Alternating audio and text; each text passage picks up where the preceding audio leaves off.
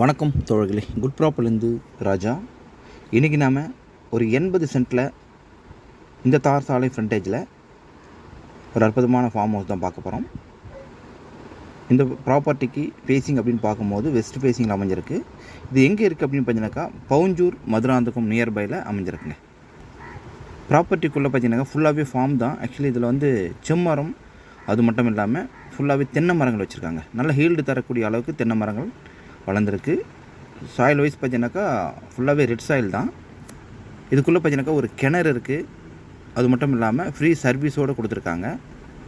ஒரு ஸ்மால் வீடு ஒன்று இருக்குங்க.